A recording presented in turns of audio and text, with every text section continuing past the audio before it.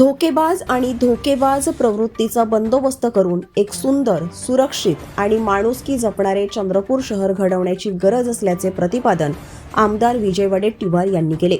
विवेकनगर प्रभाग क्रमांक 5 मधील भारतीय राष्ट्रीय काँग्रेसच्या प्रचार कार्यालयाच्या उद्घाटनाप्रसंगी ते बोलत होते. वडेट्टीवार पुढे म्हणाले की चंद्रपूर हा वाघांचा जिल्हा म्हणून ओळखला जातो, मात्र ही भूमी मानवतेची, माणुसकीची आणि सामाजिक सलोख्याची आहे. ही ओळख आणि वारसा जपण्याची जबाबदारी आपली सर्वांची आहे. त्यासाठी प्रामाणिक, विकासाभिमुख आणि जनतेसाठी झटणाऱ्या लोकप्रतिनिधींना संधी देणे आवश्यक असल्याचे त्यांनी सांगितले. यावेळी त्यांनी विवेकनगर प्रभाग क्रमांक 5 मधील काँग्रेसचे अधिकृत उमेदवार शुभम सुरेश दातार, सुनंदा दिलीप धोबे, वनश्री केशव मेश्राम आणि अभिषेक गजानन डोईफोडे यांना मतदान रूपी आशीर्वाद देऊन सेवेची संधी देण्याचे आवाहन मतदारांना केले. प्रचार कार्यालयाच्या उद्घाटनाला काँग्रेस पदाधिकारी, कार्यकर्ते, महिला, युवक आणि नागरिक मोठ्या संख्येने उपस्थित होते. कार्यक्रमात उत्साहाचे वातावरण पाहायला मिळाले. आपल्याला माहिती आहे की अमृत योजना 2 टप्प्यामधली जवळपास 600 कोटी रुपये खर्च केले गेले आणि 600 कोटीमधून 600 कोटीही पाण्यात गेले. कारण कुठल्याही भागामध्ये त्या अमृत योजनेचा फायदा झाला नाही आणि अजूनही पाणी मिळत नाही.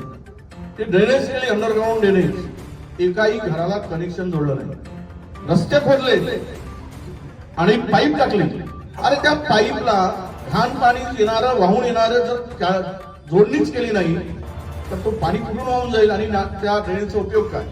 ती सुद्धा प्रचंड मोठा भ्रष्टाचार आहे. आपण त्यावेळेस बोलू.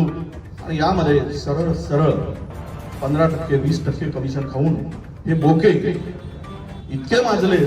एक तर सुरत वरूनच जाऊन आला शकुनी मामा, सुरत वाया गुवाहाटी आहे. तर हे असे सगळे खोकेबाज, धोकेबाज या सगळ्यांचा बंदोबस्त आता करायचा आहे आणि एक सुंदर शहराची संकल्पना आपल्याला साकार करायची आहे. चंद्रपूरचा वसा वारसा एक सांस्कृतिक, सामाजिक, शैक्षणिक आणि एक असा वारसा आहे चंद्रपूरचा की आणि ठेवण आहे चंद्रपुराची, याची एक ओळख आहे. हा जंगलाचा, वाघाचा जिल्हा जरी असला तरी हा मानवतेचा आणि माणुसकीचा जिल्हा आहे.